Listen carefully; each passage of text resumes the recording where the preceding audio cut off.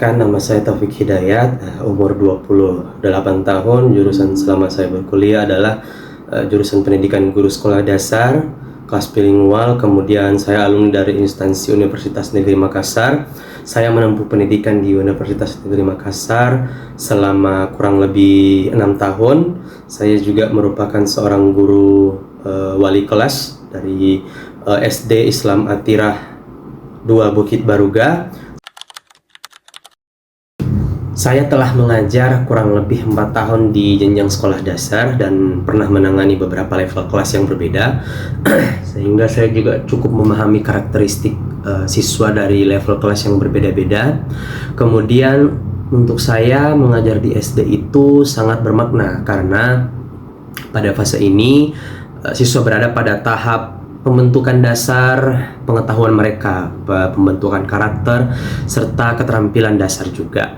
Saya berperan dalam menanamkan fondasi terutama dalam literasi dan numerasi, kemudian juga sebagai guru untuk membangun kebiasaan belajar siswa secara mandiri, menanamkan nilai-nilai kedisiplinan, tanggung jawab, serta kejujuran, sekaligus membimbing siswa agar lebih percaya diri dan mampu bekerja sama serta berani dalam menyampaikan pendapat.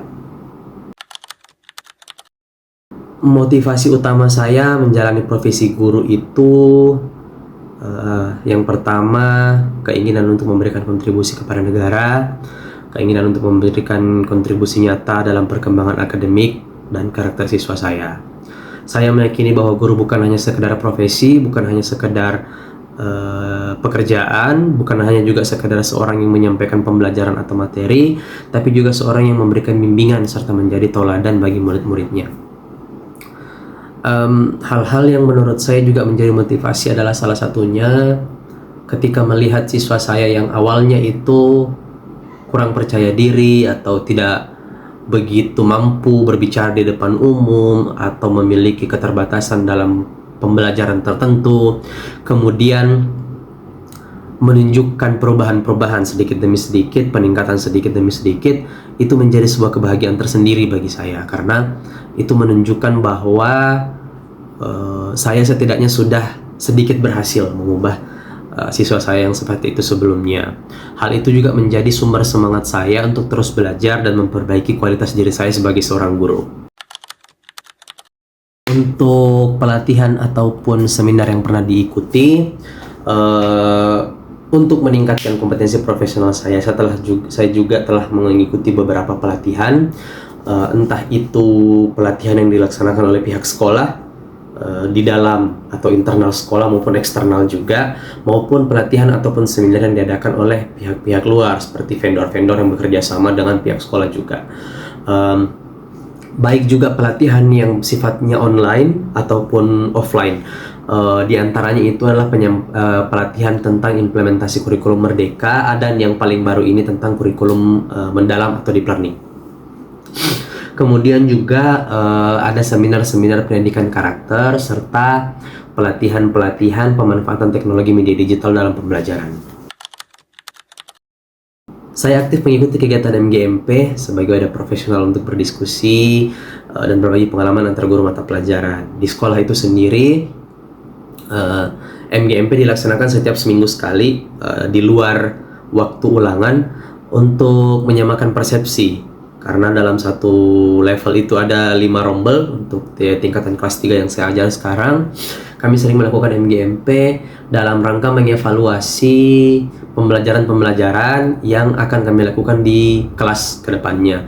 Begitu juga untuk menyamakan persepsi tentang materi pembelajaran, baik itu tujuan pembelajaran dan hal-hal yang memang harus didiskusikan sebelum pembelajaran dimulai di dalam kelas. MGMP untuk saya sangat bermanfaat karena membantu saya memperoleh perspektif baru, melihat perspektif dari guru-guru yang lain yang mengajar di kelas lain dengan siswa-siswa yang lain pula, memperluas wawasan saya serta meningkatkan kualitas pembelajaran melalui kolaborasi antar guru. Saya pernah melakukan penelitian tindakan kelas dengan tujuan meningkatkan partisipasi dan hasil belajar siswa melalui penerapan model pembelajaran kooperatif, dan penggunaan media interaktif. Melalui PTK juga saya belajar melakukan refleksi terhadap proses pembelajaran yang telah saya lakukan sebelumnya. Saya mengidentifikasi kelemahan saya, entah itu kekurangan materi ajarnya, kekurangan saya sebagai seorang guru, sebagai seorang pendidik, yang telah saya lakukan, kemudian saya perbaiki secara sistematis. Saya mengikuti sertifikasi melalui jalur pendidikan profesi guru. Alhamdulillahnya selesai beberapa bulan yang lalu, tahun 2025, Desember lebih tepatnya. Prosesnya cukup menantang sebenarnya karena ada beberapa hal yang harus dilalui, seleksi administrasi, kemudian ada pembelajaran mandiri, kemudian ada praktik mengajar, lalu ada ujian kompetensi. Dan itu cukup menantang untuk saya yang pertama kali mengikuti kegiatan pendidikan profesi guru. Tapi hal tersebut, pengalaman itu membuat saya merasa meningkat pemahaman saya tentang standar kompetensi guru, serta mendorong saya untuk lebih profesional dalam menjalankan tugas saya. Tantangan terbesar saya dalam menghadapi pembelajaran itu adalah pembagian waktu antara tugas mengajar, kemudian administrasi, serta pengembangan diri. Karena sebagai guru yang harus memenuhi hal-hal mendasar sebelum mengajar, seperti membuat modul, kemudian membuat RPP, membuat RKPD, intinya yang termasuk administrasi belajar, itu bisa dikatakan membutuhkan waktu yang tidak sedikit, sehingga pembagian waktu yang cukup untuk saya menjadi tantangan terbesar. Selain itu, perkembangan teknologi yang sangat cepat juga menuntut saya untuk terus beradaptasi, sehingga saya tidak tertinggal, terutama menggunakan teknologi dalam proses pembelajaran. Cara saya mengatasi keterbatasan waktu dan fasilitas. Untuk fasilitas sendiri, alhamdulillah di sekolah itu cukup memadai, sehingga untuk fasilitas saya tidak merasa kekurangan. Tapi untuk masalah keterbatasan waktu memang, jadi saya memanfaatkan pembelajaran daring, pelatihan daring yang telah saya lakukan sebelumnya, saya terapkan, sehingga memang cukup efektif untuk mengatasi masalah tersebut. Dengan cara ini saya tetap bisa berkembang meskipun memiliki keterbatasan waktu dalam pembelajaran. Saya menerapkan pembelajaran yang berpusat pada siswa. Jadi untuk pembelajaran sendiri saya hanya menjadi fasilitator. Saya menyediakan panggung untuk belajar anak-anak yang berakting di atas panggung itu. Meskipun ada kalanya saya yang menjadi pusat informasi, tapi itu tidak menjadi satu-satunya cara untuk anak-anak belajar. Kemudian juga ada metode diskusi yang saya terapkan, problem based learning juga, serta project based learning, dan media interaktif agar siswa lebih aktif. Saya juga melakukan refleksi setelah pembelajaran selesai untuk mengetahui kekurangan-kekurangan dan melakukan perbaikan di pertemuan berikutnya. Seperti itu. Saya memanfaatkan teknologi seperti platform pembelajaran daring, aplikasi evaluasi berbasis digital juga, dan mengikuti webinar dan pelatihan online. Kemudian juga saya menerapkan pemanfaatan teknologi seperti misalnya menggunakan Canva untuk membuat lembar kerja serta didik, menggunakan platform website yang bersifat pendidikan seperti misalnya WordWall untuk games interaktif yang bisa digunakan untuk dalam pembelajaran, Quizzes juga, serta beberapa platform-platform lainnya.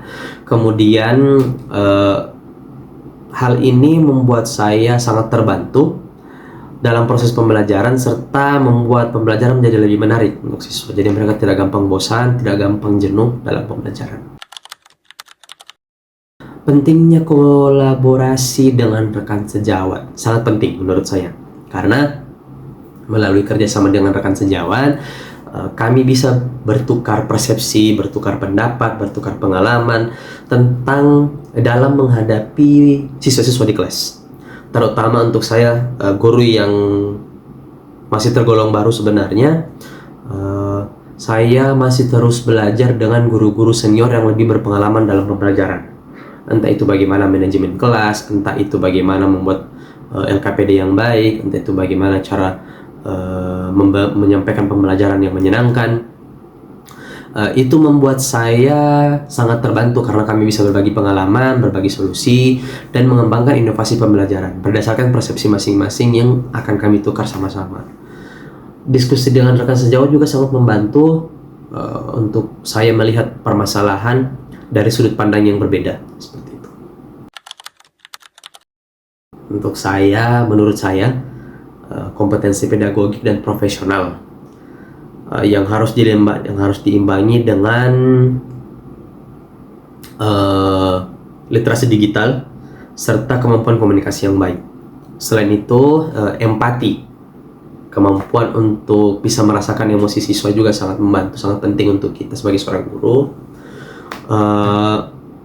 Kemampuan untuk menjalin hubungan yang positif juga antara siswa sangat penting di era sekarang. Perlu mempersiapkan diri bukan hanya secara akademik, tapi juga secara mental, bagaimana nanti mereka harus mempersiapkan diri menghadapi karakter siswa yang berbeda-beda dengan jumlah siswa yang belasan, bahkan misalnya sampai puluhan. Dengan karakter-karakter mereka yang berbeda, mereka harus bisa lebih siap untuk menghadapi hal-hal seperti itu. Mereka juga harus memperbanyak pengalaman praktik, entah itu praktik langsung misalnya, entah itu praktik micro teaching misalnya dengan teman-teman kelas mereka. Mereka juga harus aktif dalam kegiatan organisasi yang mendukung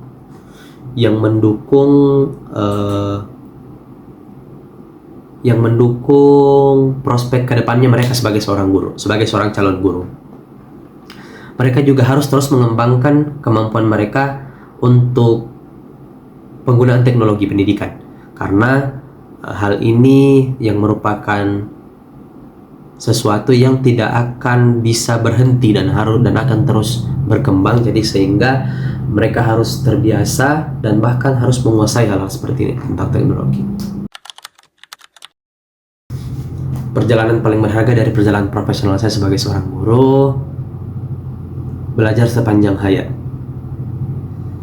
Menjadi seorang guru bukan berarti belajarnya sudah harus selesai, tidak. Justru sebenarnya menjadi seorang guru kita kembali belajar, bukan hanya bagaimana menyusun modul yang baik, bagaimana menyusun RPP yang baik, tapi kita juga belajar dari siswa.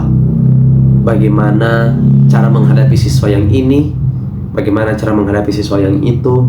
Kadang kita bahkan memetik pembelajaran dari siswa itu yang mereka bawa dari rumah.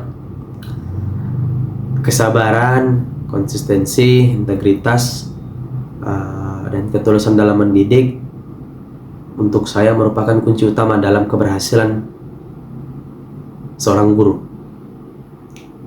Untuk sekarang ini guru bukan hanya sekedar mengajar, tapi mempertahankan dan menanamkan nilai untuk masa depan siswa. Seperti itu. Terima kasih. Assalamualaikum warahmatullahi wabarakatuh.